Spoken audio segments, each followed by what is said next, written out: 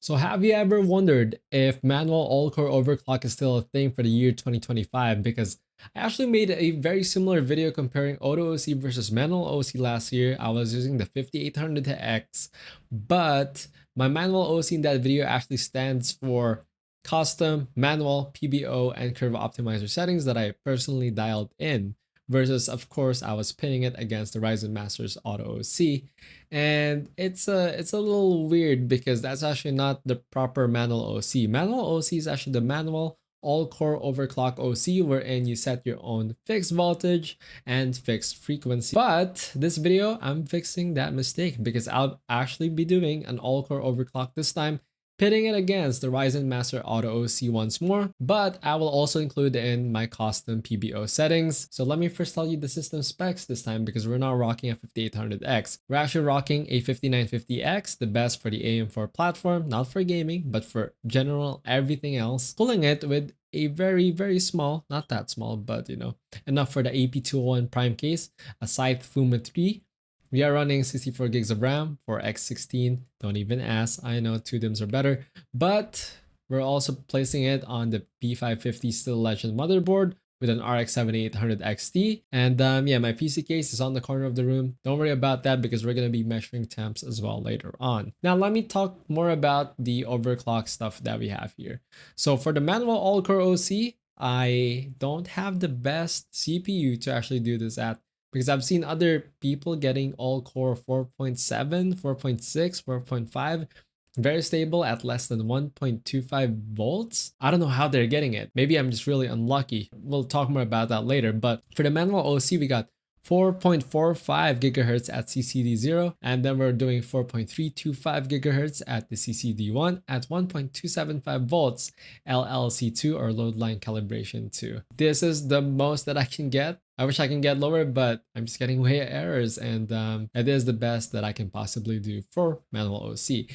Now, for Ryzen Master OC, of course, we're gonna go and turn on everything PBO and CO enabled, but unfortunately, Curve Optimizer is not the best for my CPU. I told you my Silicon lottery sucks, so we're just getting way errors and whatsoever. So I had to disable CO for the runs of Auto OC. So we're just gonna call it Auto PBO OC instead of just Auto OC PBO plus CO. And like last year, where in my 5800X accepted the Auto OC without any errors, this time my 5950X didn't. The Auto OC curve optimizer of Ryzen Master wasn't like wasted because it allowed me to see which cores gave warnings, completely errored out, and cores that are fine. So what I did instead is for those cores that actually accepted what Ryzen Master gave, I actually set it to -30. Everything that gave an error, I set to -15, now at -17 because everything is stable after hours and hours of testing. And then those that failed Ryzen Master, I set into -5. And right now, as of this moment, after hours of testing with OCCT and Core Cycler with Prime 95, yeah, still working. So I got my own personal custom CO now. Of course, I've also tuned in my PBO limits. So I'm doing PPT of 175, TDC of 125, and then EDC of 200 at 5x scalar.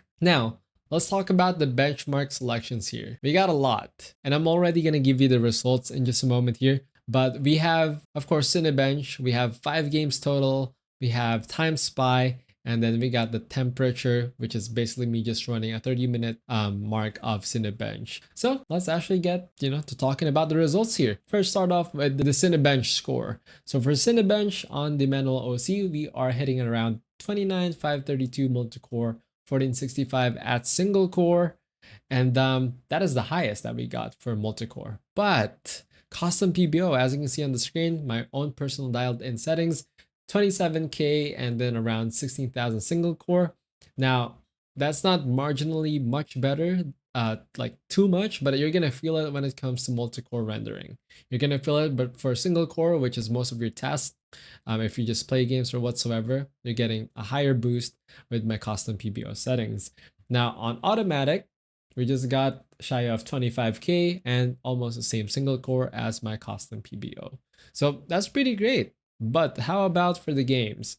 Now, for these two first games, which is Black Ops and Cyberpunk, we're doing CCD 0 only because that's how I usually play my games. So for Black Ops right here, we're hitting around 129 average on the Manual OC with a 127 average on the custom, and then 121 on auto. Now, Manual OC doing really great stuff here, especially with the 0.1 lows. That's amazing. Now for Cyberpunk, we are getting more FPS and max on my custom PBO. Maybe it just wanted to do that, but manual and custom are pretty close. Auto is of course lying down just a tad bit.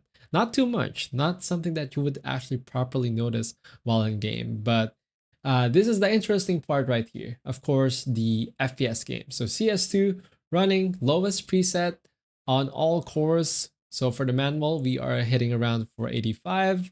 For custom, we are hitting 492. And then for auto, we are hitting 485. So manual and auto, pretty much the same. But this is running all cores, you know. And also auto gave the best minimum FPS. I don't know how and why, but it did. While custom gave me the lowest minimum FPS here. Now, I actually tried it with the custom PBO and I set it CCD 0 just for the fun of it. I actually did hit 520 FPS for the average. And that's how I usually would play my FPS games anyway. I just wanted to see how much, how much performance am I losing if I were to do all cores. But yeah, if you want a video about that, comment them down in the comment section below. Maybe I'll do one. For the Marvel rivals, so you can see on screen, custom is winning on this one. Now for Fragpunk on all cores, lowest preset as well, we're hitting 466 at the highest FPS. 466 for the average FPS on the manual. For the custom one, we're hitting 459.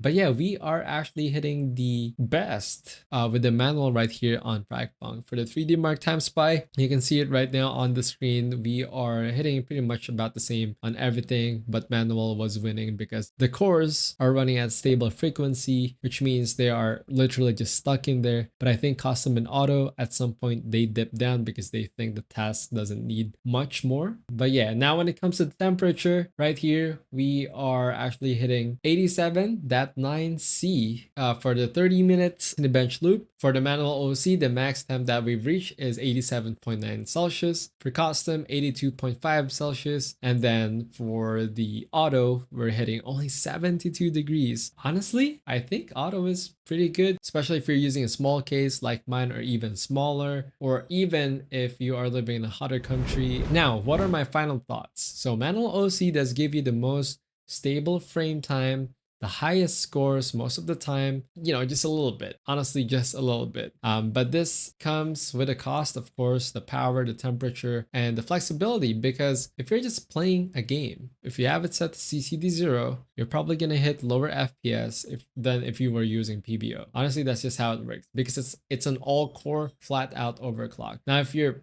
lucky, honestly, if I was lucky and I was able to hit 1.2 or even less, 1.15, 4.5 gigahertz, I'm probably going to lock in with that instead of using PBO. Sadly, I was not, because I was getting WEA errors. So that's where my custom PBO comes in.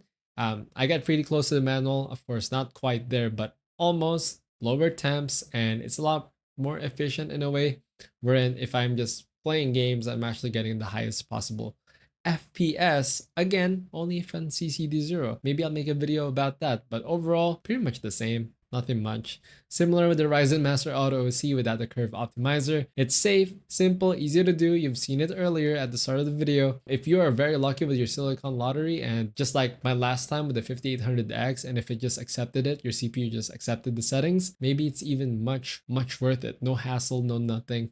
You just download the software, install it, plot the values to your BIOS just to make sure it saves, and you're good to go. But if it does throw out WEA errors, maybe you can use the automatic curve optimizer values that it gave you, and maybe kind of fiddle around with that until you get no more WEA errors. The key takeaways here: don't just copy numbers. If you're using Ryzen Master, you can kind of test out your own chip a little bit more. Use the Ryzen Master as a tool, not as it is. The PBO settings that it gave me wasn't even optimized at all, but it was giving me really good temperatures. So I'll give it a thumbs up for that. And if you just want temperatures over just, maybe 10 FPS, then, that's 10 degrees. That's bigger than the FPS that it's giving you. And also, manual PBO with Smart Per Curve Optimizer can outperform Ryzen Master, of course, because that's your personal thing.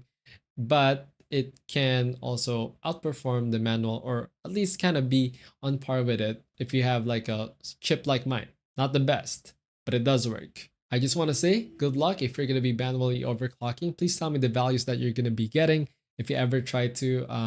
But yeah, overclocking is fun. Be safe out there doing it, and good luck with the scores.